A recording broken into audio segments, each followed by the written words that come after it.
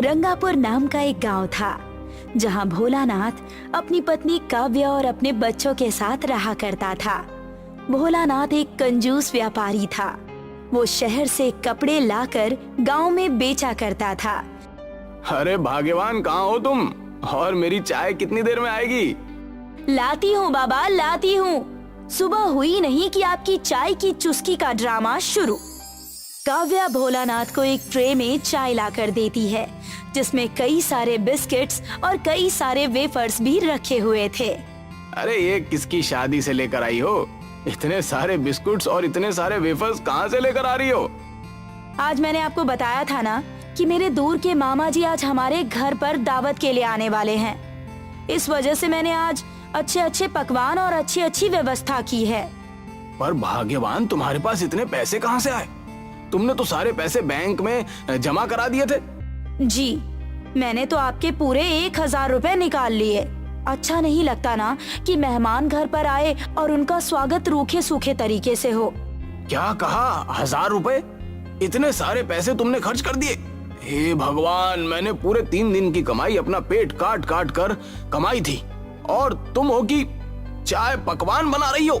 भोलानाथ सारे बिस्किट्स और मिठाइयाँ उठाकर उन्हें एक झोले में बंद कर देता है।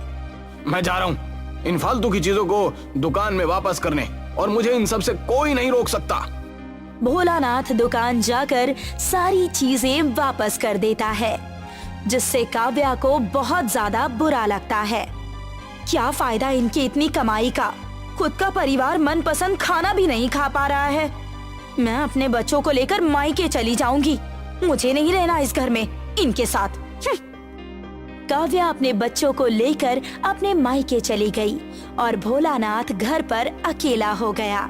पर उसे अपनी पत्नी और अपने बच्चों की बिल्कुल फिक्र नहीं थी। अच्छा हुआ काव्य और बच्चे मायके चले गए। कुछ दिन में दिवाली है। अगर यहाँ रहते तो ना जाने कितना खर्चा हो जाता। अकेले रहूंगा, दाल चावल खाकर अपना साधारण जीवन व्यतीत करूंगा। भोलानाथ अपना व्यापार अकेले ही चलाने लगा। कुछ दिन बीत चुके थे।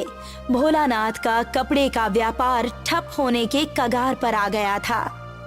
अरे भैया, ये सूट कपड़ा कितने का दिया? अरे ये सिर्फ 300 रुपए का। अरे सूती कपड़ा इतना महंगा है तो जाने दो, मुझे तुम्हारी दुकान से कुछ नहीं खरीदना भैया। इतना कहकर वो ग्राहक वहाँ से चला गया। 2 दिन और बीत गए थे। भोलानाथ दुकान पर अकेले ही बैठा था। ना ही कोई ग्राहक दुकान पर आ रहा था और ना ही कोई बिक्री हो रही थी, जिससे परेशान होकर भोलानाथ ने अपने कपड़े की दुकान बंद कर दी और वहाँ से अपने घर की ओर जाने लगा। तभी वहाँ पर गांव के 2 लोग बातें कर रहे थे। अरे सुना कि नहीं तुमने? गांव के बाहर एक मायावी आदमी आया है जो लोगों की इच्छा पूरी कर देता है और उन्हें बहुत धनवान बना देता है। हाँ, ये बात तो मैंने भी सुनी है। अगर ऐसा है तो हमें उस मायावी के पास जाना होगा और अपनी मनोकामनाएं पूरी करवानी होगी। उन दोनों की बात सुनकर भोलानाथ मन ही मन सोचने लगा। अगर ये बात सच है तो उस मायावी आदमी से मुझे मिलना होगा। मेरी कितनी सारी इच्छाएं हैं, अगर वो सच हो गई तो मैं इस गांव का और इस दुनिया का सबसे अमीर आदमी बन जाऊंगा। भोलानाथ ने शीघ्र ही अपनी पत्नी और बच्चों को अपने घर बुलाया और काव्या को कुछ रुपए देकर कहा, आज तुम सब अच्छे पकवान बनाना। मैं अपने एक खास मेहमान को घर लेकर आने वाला हूँ। उनकी खातिरदारी में कोई कमी नहीं होनी चाहिए। आपकी तबीयत तो ठीक है ना जी? आप कब से बदल गए? आप तो कभी भी इतने पैसे खर्च नहीं करते, तो आज आपको हो क्या गया है? ऐसी कोई बात नहीं है। तुम्हें मैंने जितना कहा उतना कर दो बस।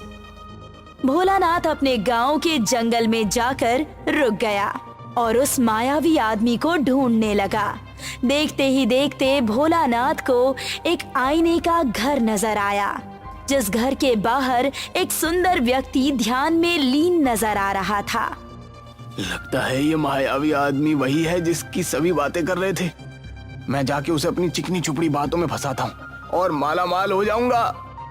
भोलानाथ उस मायावी व्यक्ति के घर के बाहर खड़ा हो गया और कहने लगा, अरे धन्य भाग हमारे कि आप हमारे गांव में आए। आ जाओ भोलेनाथ, आ जाओ। 100 साल तपस्या करके मैंने ये गुण सीखा है। कहो, मैं तुम्हारी क्या सेवा कर सकता हूँ? अरे मैं यहाँ किसी लालच में नहीं आया हूँ, मैं बस आपकी सेवा करना चाहता हूँ। आप कृपा करके मेरे घर चलिए और भोजन ग्रहण कर लीजिए। उससे बढ़कर मेरे लिए कुछ भी नहीं, बस आपका सत्कार करना है मुझे। इतने बड़े महान पुरुष हमारे गांव में आए हुए हैं। अरे ये तो बहुत बड़ी बात कह दी तुमने भोलेनाथ। आज के इस कलयुग में कोई किसी के साथ नहीं है और तुम मुझे न्योता देने आए हो, इससे बड़ी बात तो कोई नहीं हो सकती हमारी। भोलानाथ उस मायावी व्यक्ति को लेकर अपने घर चला आया और घर में उस व्यक्ति का जी भरकर ख्याल रखने लगा। काव्या ने स्वादिष्ट भोजन और अच्छे अच्छे पकवान बनाकर उस व्यक्ति के सामने रख दिए। अबे कितना खाएगा? इतना तो मेरा परिवार 2 दिन में नहीं खाता। बहुत स्वादिष्ट खाना था भोलेनाथ, मैं तुम्हारी सेवा से खुश हुआ। अब तुम बताओ तुम्हारी क्या इच्छा है, मैं वो अवश्य पूरी करूंगा। जी मेरी ज्यादा बड़ी इच्छा नहीं है, बस मैं चाहता हूँ कि मैं धनवान हो जाऊं और अपने परिवार को सारी खुशियां दे दूं। उससे ज्यादा मुझे कुछ नहीं चाहिए। तुम्हारी इच्छा जरूर पूरी होगी, मैं तुम्हें 4 सोने के पटाखे दूंगा। इतना कहकर उस व्यक्ति ने भोलानाथ के सामने 4 पटाखे रख दिए, जिसमें सोने की फुलझड़ी, सोने का अनार, सोने की चक्री, सोने का रॉकेट भी था। ये क्या है? मैं कुछ समझा नहीं। तुम्हारे सामने 4 सोने के पटाखे हैं। सोने की फुलझड़ी जलाते ही तुम्हें सोने के सिक्के मिलेंगे। सोने के अनार जलाते ही तुम्हें खूब सारे सोने के गहने मिलेंगे। सोने की चक्री जलाते ही तुम्हें जीवन भर का सोना मिल जाएगा। तुम दुनिया के सबसे अमीर आदमी बन जाओगे।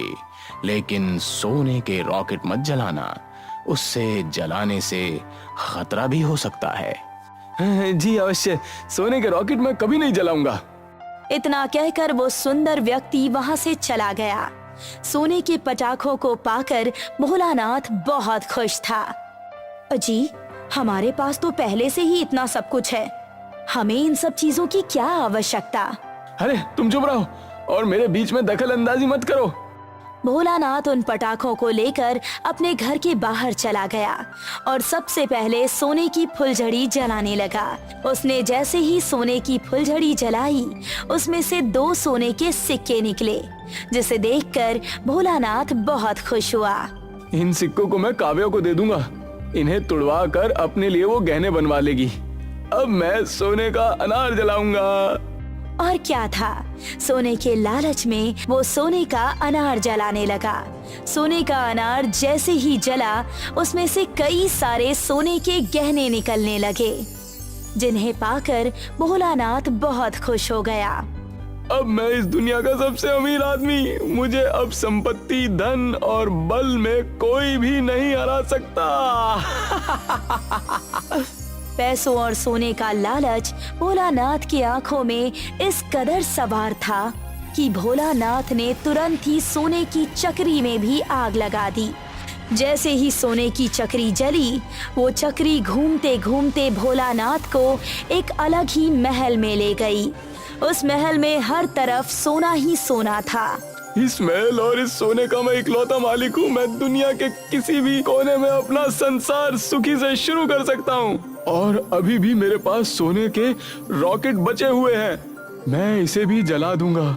अगर मैंने इसे भी जला दिया तो हाय, वहाँ तो हीरे और कीमती सामान भी होंगे। मैं भी उस मायावी व्यक्ति की तरह बन जाऊंगा। भोलानाथ लालच में आकर अपने पास बचे हुए सोने के रॉकेट को भी जला देता है। रॉकेट उस जगह से दूर जाने लगता है और उसका पीछा करते हुए भोलानाथ एक जंगल में जा पहुंचा। अरे ये क्या, इतनी दूर कैसे रॉकेट आ गया? मेरी तो कुछ समझ नहीं आ रहा। मुझे उस रॉकेट के पीछे भागना होगा। वो रॉकेट जंगल के आसमान में फूट जाता है। जैसे ही रॉकेट फूटता है, पूरा जंगल सुनहरे रंग का दिखने लगता है, मानो कि पूरा जंगल सोने का हो। जैसे ही उस जंगल में भोलानाथ पहुंचता है, वहां उसे एक बुजुर्ग व्यक्ति नजर आते हैं जो उस सुनहरे जंगल में थे। आप सब कौन हैं और इस सोने के जंगल में क्या कर रहे हैं? ये सारा सोना मेरा है, मैं पहले बता दे रहा हूँ। ये सोना लेकर तुम क्या करोगे बेटा? तुम इस जंगल के बाहर नहीं जा सकते। हम यहाँ पिछले 20 सालों से बंद हैं। अगर सोने के अलावा कुछ नहीं है, हम भी उस मायावी व्यक्ति के सोने के लालच में यहाँ फंस गए। आज हमारे पास सिर्फ संपत्ति है, सिर्फ ये जंगल, और कुछ भी नहीं। ये तुम सब क्या कह रहे हो? ऐसा हरगिज नहीं हो सकता। भोलानाथ उन सब की बातें सुनकर घबरा जाता है।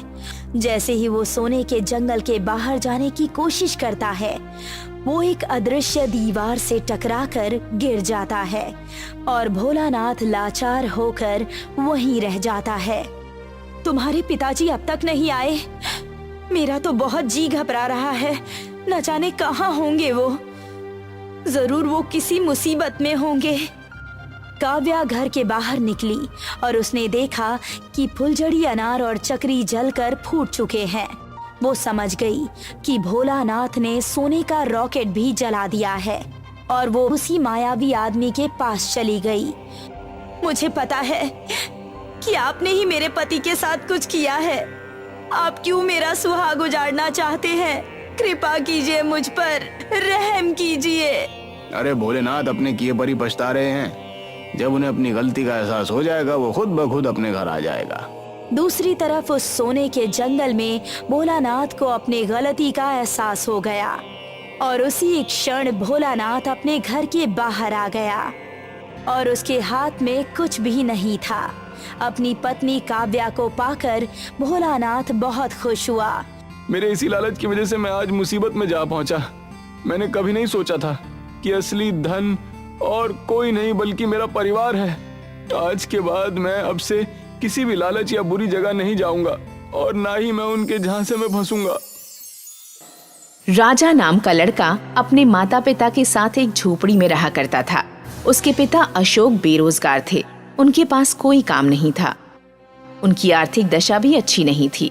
एक दिन राजा की माँ शांति ने अशोक से कहा, सुनो जी, त्योहार का समय आ रहा है और हमारे पास कुछ भी नहीं है। सब त्योहार में अच्छे अच्छे कपड़े पहनते हैं और उन्हें अच्छा खाते हुए देखकर हमें अपने आप से बहुत गुस्सा आता है कि हम अपने इकलौते बेटे राजा को कुछ नहीं दे पाते।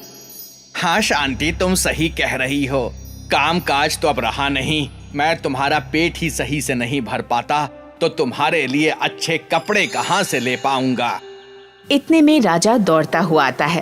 पापा पापा, पड़ोस के जो लड़के हैं वो मुझे पटाखे नहीं जलाने दे रहे। कह रहे कि तू गरीब है और तू पटाखे नहीं जला सकता। क्या पापा, हम गरीबों को पटाखे चलाने का हक नहीं है?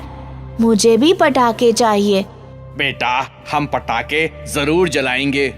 पर कैसे? दीपावली का समय आ रहा है, क्यों ना हम पटाखे बनाकर बाजार में बेच दे। हाँ, तुम सही कह रहे हो। दिवाली के समय पटाखे तो जरूर बिक जाएंगे, जिससे हमारी भी दिवाली अच्छी बन जाए शायद। अब अशोक, शांति और राजा घर में पटाखे बनाते हैं और उन्हें बाजार में बेचने के लिए तैयार करते हैं। तभी वहाँ एक साधु महाराज आते हैं। कोई है घर में? मुझे बहुत तेज भूख लगी है। इस घर में कोई है क्या? आइए महाराज, प्रणाम, पधारिए। प्रणाम बेटा, मुझे बहुत तेज भूख लगी है। कुछ खाने को मिल जाता? हाँ बेटा। घर में तो कुछ भी खाने को नहीं है। एक कटोरी चावल ही है।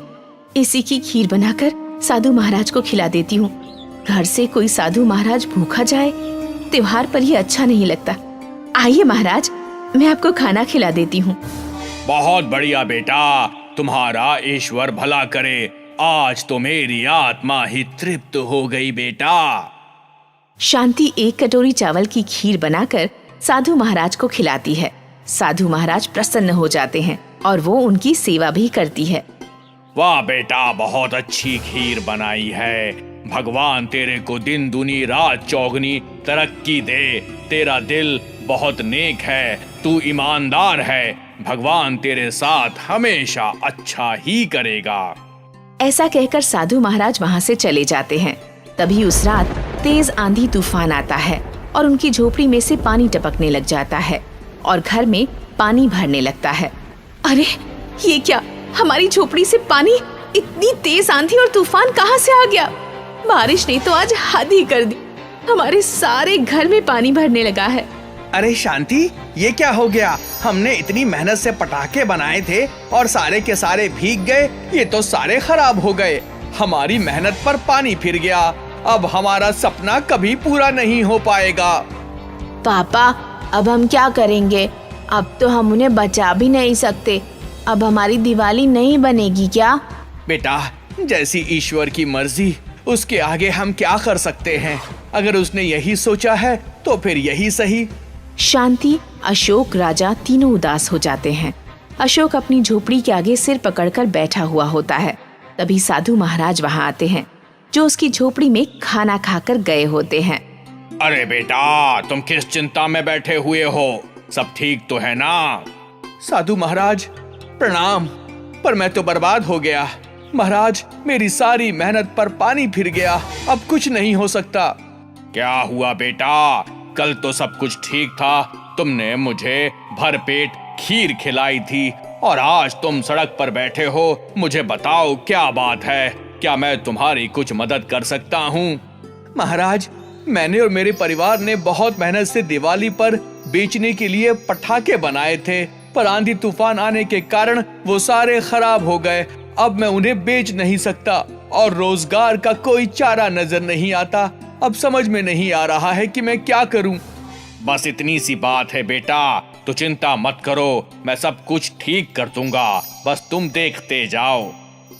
साधु महाराज अपने त्रिशूल को घुमाते हैं तो उसकी झोपड़ी में रखे सारे बम पटाखे सूख जाते हैं और दुगुनी आवाज से और तेज रोशनी से जलने लगते हैं। अशोक, ये जो बम पटाखे तूने बनाए थे वो सारे सूख गए हैं और बहुत अच्छे से चलने वाले हैं, तेज रोशनी के साथ। क्या? सच में महाराज? मुझे तो अपनी आंखों पर विश्वास ही नहीं हो रहा। हाँ बेटा, इसका एक फायदा है, ये पटाखे जादुई हैं। ये टोकरी कभी भी खाली नहीं होगी। तू जितना इन पटाखों को बेचेगा ये उतने और बढ़ते चले जाएंगे। लेकिन बस दिवाली तक इन पटाखों के चलने से प्रदूषण नहीं होगा, बल्कि वातावरण और अच्छा हो जाएगा। साधु महाराज, आपने ये तो बहुत अच्छा किया। एक तो मेरे पटाखे भी सूख गए और उनसे प्रदूषण भी हटा दिया। मैं तो धन्य हो गया महाराज। साधु महाराज दोबारा से अपना त्रिशूल घुमाते हैं तो वहाँ एक अनार बम से बना हुआ एक बड़ा घर प्रकट हो जाता है और साधु महाराज अशोक और शांति से कहते हैं, बेटा शांति, तुमने मुझे भरपेट खाना खिलाया था। मेरी आत्मा तृप्त हो गई थी। इसके बदले मैं तुम्हें एक अनार बम से बना हुआ घर देता हूँ। ये अनार बम का घर जादुई है। इसमें किसी भी बारिश, धूप, तूफान का कोई असर कभी नहीं होगा। इसमें हमेशा बरकत होगी और इसमें रहने वाला हमेशा खुश रहेगा। अशोक और शांति साधु महाराज के आगे हाथ जोड़ते हैं और साधु महाराज वहाँ से चले जाते हैं। अशोक और शांति उन पटाखों से पटाखों का व्यापार शुरू करते हैं और गरीब बच्चों को पटाखे देते हैं।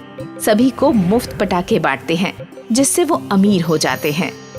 एक दिन शांति अशोक से कहती है, देखो हम कितने गरीब थे, हमारे पास दिए जलाने तक के भी पैसे नहीं थे और आज वह दिन है जब हम गरीब बच्चों में पटाखे मुफ्त में बांट रहे हैं।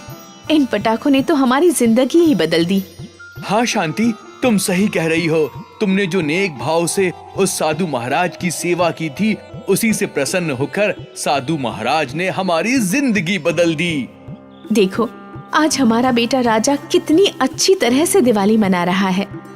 तभी राजा आता है और अपनी माँ के गले लग जाता है। माँ, बहुत बहुत धन्यवाद। तुमने मेरी दिवाली इतनी अच्छी बना दी। मैंने कभी सोचा भी नहीं था कि मैं भी अमीर लोगों के साथ दिवाली मना पाऊंगा। आज आपकी वजह से मैं सबके साथ दिवाली मना रहा हूँ और सब मुझसे मेरे बने हुए पटाखे लेना चाहते हैं। शांति और अशोक राजा की खुशी देखकर बहुत खुश होते हैं, साथ ही साथ सबकी मदद भी करते हैं।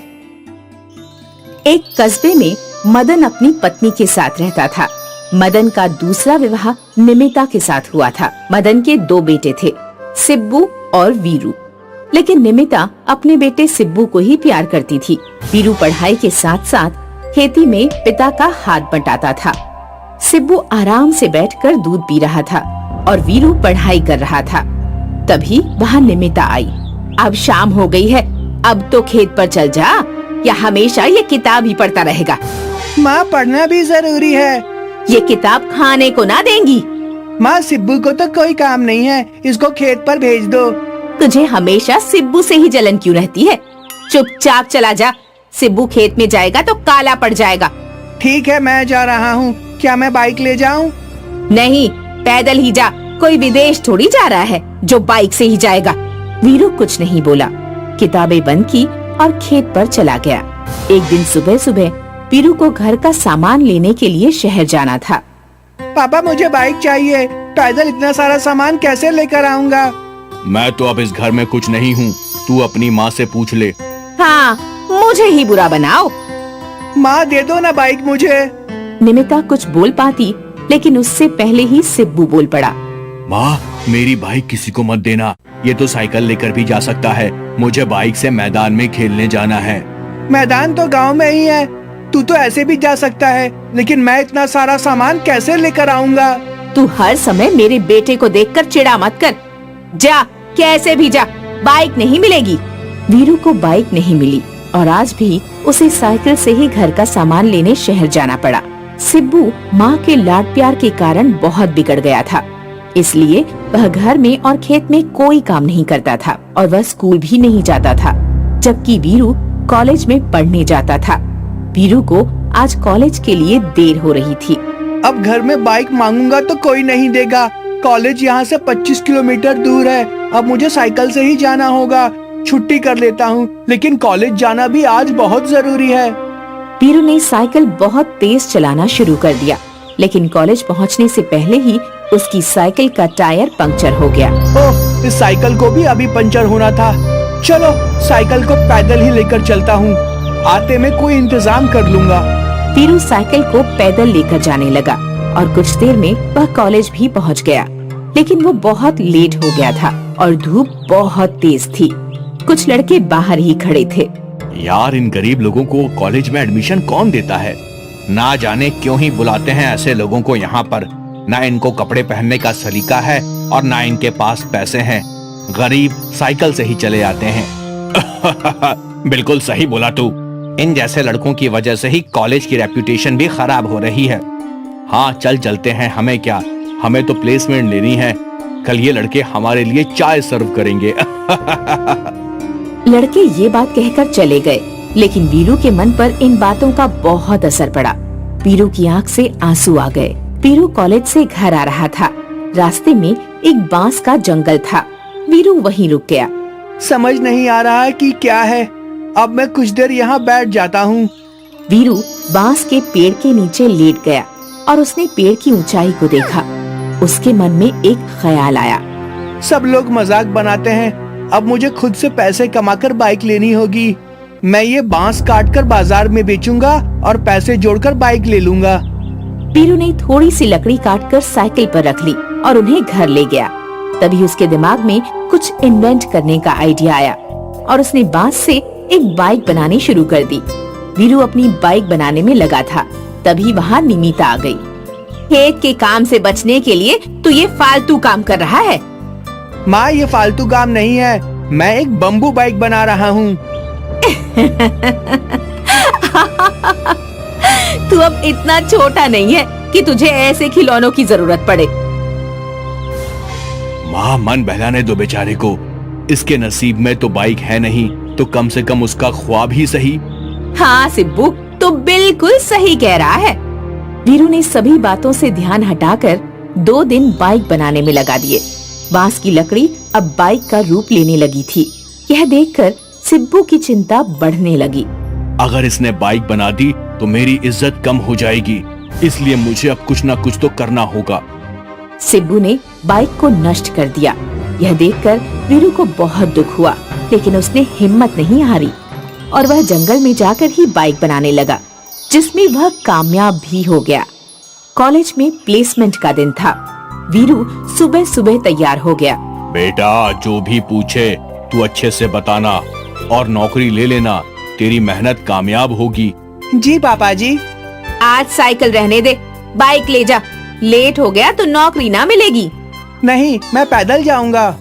वीरू वहाँ से पैदल चल दिया और जंगल में उसकी बाइक खड़ी थी, जो दिखने में बहुत ही सुंदर थी। वीरू अपनी बाइक पर बैठा, उसे स्टार्ट किया और कॉलेज पहुँच गया। सभी लोग बम्बू बाइक देखकर हैरान हो गए। वाओ, ये क्या है? ये कितनी मस्त और यूनिक बाइक है। यार, इसने कहीं से चुराई होगी। इन गरीब लोगों के बस का ये सब नहीं होता। और वीरू ने समझा होगा कि अगर ये ऐसी बाइक के साथ कॉलेज जाएगा तो इसका प्लेसमेंट हो जाएगा। हाँ, अच्छा सोचा, लेकिन ये जानता नहीं कि स्पोर्ट्स बाइक के जमाने में ये सब नहीं चलता है। सब लोग आगे बढ़ रहे हैं और ये वापस आदि मानव बनने जा रहा है। लड़कों ने वीरू का खूब मजाक बनाया, लेकिन तभी एक प्रोफेसर की नजर बाइक पर पड़ी। उसने वीरू के काम को सराहा। कुछ ही घंटों में इंटरव्यू खत्म हो गए। सभी स्टूडेंट्स को एक हॉल में इकट्ठा किया गया। ए, तू यहाँ क्यों खड़ा है? तेरा सिलेक्शन नहीं हुआ होगा। जा, अपने घर वापस जा। वीरू कुछ बोल पाता, लेकिन उससे पहले ही प्रोफेसर माइक में बोल पड़े। आज यहाँ कुछ अनूठा हुआ है, जिसने हमारे कॉलेज का नाम बढ़ाया है और साथ ही प्रकृति को भी इज्जत दी है। इससे फ्यूचर में आने वाले प्रदूषण से बचाव होगा। और ये बाइक जो पानी से चलती है, तो इससे पेट्रोल की महंगाई की मार आम आदमी पर नहीं पड़ेगी। सभी ने ताली बजा दी।